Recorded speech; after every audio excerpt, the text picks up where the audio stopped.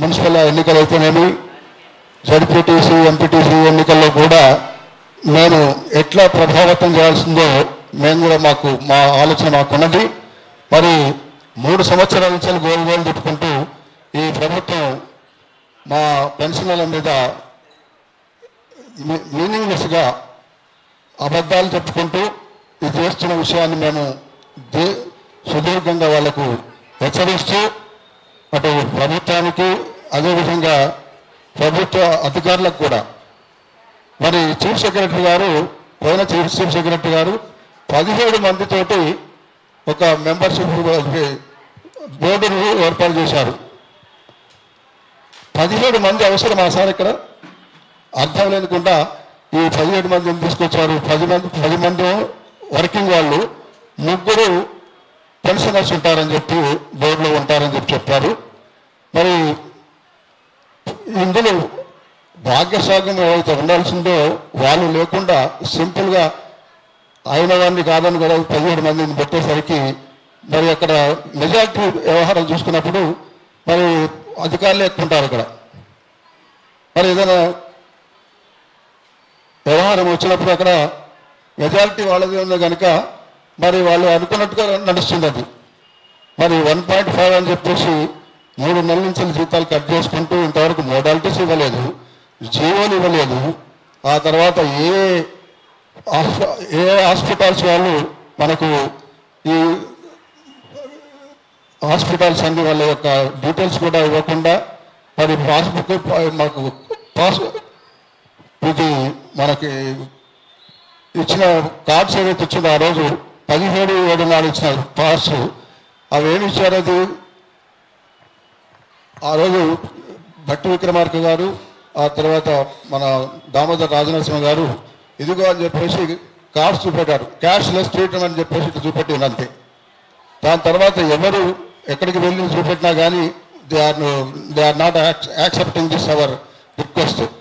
మరి ఏంటి కావాలంటే మాకు ఇన్స్ట్రక్షన్స్ లేవండి, మాకే బోలంత డబ్బు ఇచ్చేది ఉంది, ఆ డబ్బులు ఇచ్చిన తర్వాతనే మీ గురించి మాట్లాడతామని చెప్పి వాళ్ళు అనడం, ఇంతవరకు ప్రభుత్వం పట్టించుకోకపోవడం మరి చాలా శోచనీయంగా ఉంది. మరి ఉద్యోగులు అటు పెన్షనర్స్ చాలా ఇబ్బందులతో చూసి విసిగించి మరి 7వ తారీఖు నాడు ఈ రాష్ట్రంలో మన ఇందిరా పార్క్ నాడు మా రాష్ట్రంలో ఉన్న 33 జిల్లాల నుంచి ప్రతినిధులు మా పెన్షనర్లు అంతా అక్కడికి వచ్చి మరి ఇందిరా పార్క్ దగ్గర 7వ తారీఖు నాడు మహాసభ కార్యక్రమాన్ని ఏర్పాటు చేస్తున్నాం. మరి దీన్ని ముక్తకంఠంగా మరి మేము గవర్నమెంట్ను ఇది చేస్తూ మరి దాదాపు 3 డిఎల్ రావాలి మాకు, 6 డిఎల్ రావాలి మాకు. 3 సంవత్సరాల నుంచి మాకు పిఆర్సీ రావాల్సింది, అది రాలేదు. ఇవన్నీ ఏంటి అని చెప్పి అడిగినా కానీ గవర్నమెంట్ నుంచి ఎలాంటి ఇది లేదు. మాకు డబ్బులు ప్రాబ్లంలు ఉన్నాయి, అది ఉన్నది ఇది అని చెప్తూ వస్తున్నారు. కానీ మరి కోట్లాది రూపాయలు వెచ్చించుకుంటూ రకరకాల కార్యక్రమాలు నిర్వహిస్తూ వస్తున్నారు. మేనిఫెస్టోలు లేని కార్యక్రమాలు కూడా బయటకు తీసుకొచ్చారు. మరి ఇంత కార్యక్రమాలు చేస్తున్నప్పుడు మరి గవర్నమెంట్ కూడా ఆలోచన చేయాల్సిన అవసరం ఉంది. మరి లేని పక్షంలో మాత్రం మా తడాకా ఏందో రేపు వచ్చే ఎన్నికల్లో మా తడాకా కూడా మీకు మేము తెలియాల్సి వస్తుందని చెప్పి తెలియజేసుకుంటూ మరి అన్ని జిల్లాల నుంచి 33 జిల్లాల నుంచి పెద్ద ఎత్తున తరలి రావాల్సిన అవసరం ఉందని చెప్పేసి మా పెన్షనర్ సోదరులందరికీ కూడా రిక్వెస్ట్ చేస్తున్నాము. 7వ తారీఖు నాడు 10 గంటల నుంచి 3 వరకు ఉంటుంది. ఆ కార్యక్రమాన్ని దిగ్విజయం చేయడానికి ముందుకు రావాల్సిన బాధ్యత మనందరిపై ఉంది. కనుక మరి ప్రభుత్వం కనుక ఇదే పద్ధతిలో నడిస్తే ఎంత నష్టం చేయాలో అంత మా పెన్షనర్లు అయితేనేమి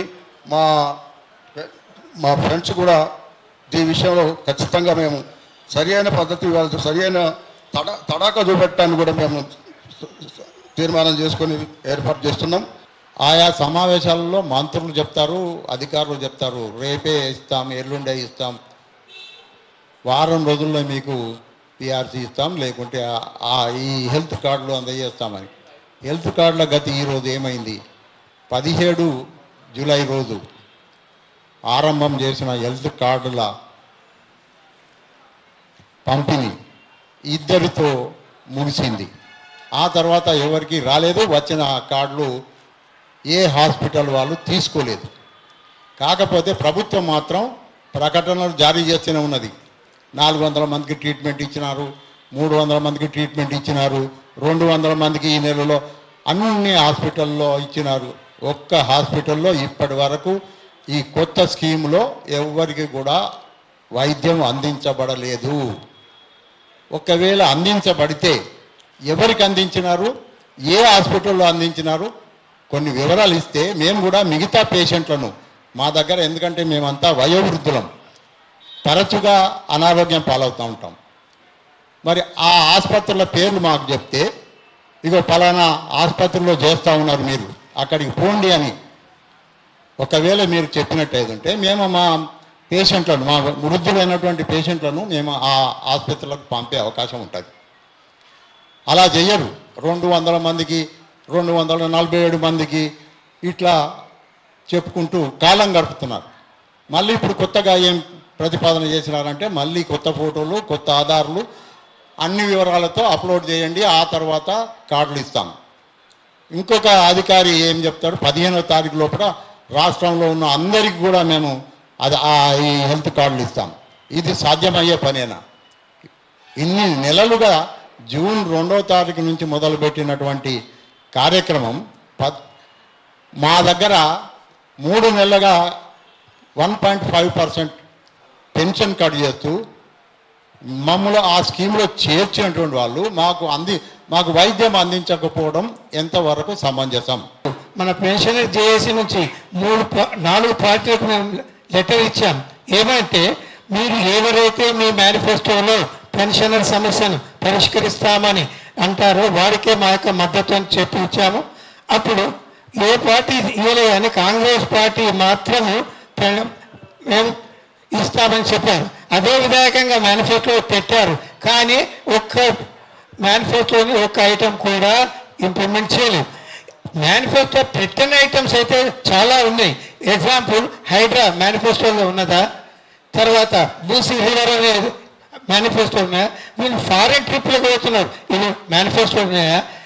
మాకు డబ్బులు ఇవ్వమని కానీ డబ్బులు లేవు, ఏమి లేదు అని చెప్తున్నారు. కానీ కొత్త స్కీములు అడగకుండానే ఎవరు అడిగారు? మధ్యాహ్నం భోజనం పెడతాం, నీ దగ్గర డబ్బులే లేనప్పుడు అవి you can spend the money, అది కూడా. తర్వాత ఈ రాజకీయ నాయకులకేమో అన్ని పెన్షన్స్ ఉన్నాయి. ఒక రాజకీయ నాయకుడికి 3 పెన్షన్స్. అతను కార్పొరేటర్ అయ్యి 4 సంవత్సరాలు చేసి ఒక్క పెన్షను, అతడే మళ్ళీ ఎమ్మెల్యే అయితే ఇంకో పెన్షను, మళ్ళీ అతడే ఎంపీ అయితే 3 pensions without any income tax. వాళ్ళకి ఇన్కమ్ ట్యాక్స్ కట్టేదే లేదు. తర్వాత మాకు ఏమంటే లేదు, కానీ ముఖ్యమంత్రి గారికి 4,25,000, ప్రధానమంత్రి గారి కంటే కూడా ఎక్కువ జీతం వారు డ్రా చేస్తున్నారు. మేము ఎన్నిసార్లు మొరపెట్టుకున్నా ఇవ్వటం లేదని ఆఖరికి 7వ తారీఖున మహాధర్నా కార్యక్రమం పెట్టాము. ఆ ధర్నా కార్యక్రమం మీరు హెల్ప్ చేయాలి, మాకు సహాయ సహకారాలు అందించాలి. ఎందుకంటే మీ అందరూ ఉద్యోగులతో పెట్టుకున్న ప్రభుత్వం ఎప్పుడు కూడా బాగుపడలేదు.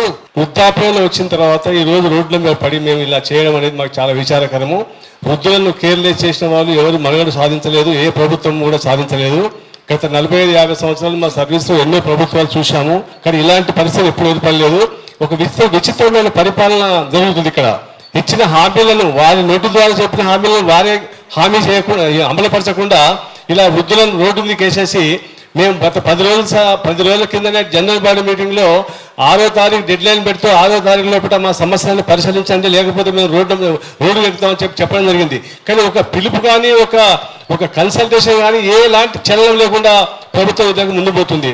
మరి అందరూ గమనించాల్సిన విషయం ఏంటంటే, సోదరులు, మీరే ప్రభుత్వానికి, ఇటు గవర్నమెంట్కు వారధి లాంటి వాళ్ళు, మీరు ప్రభుత్వానికి చెవులు కళ్ళ లాంటి వారు.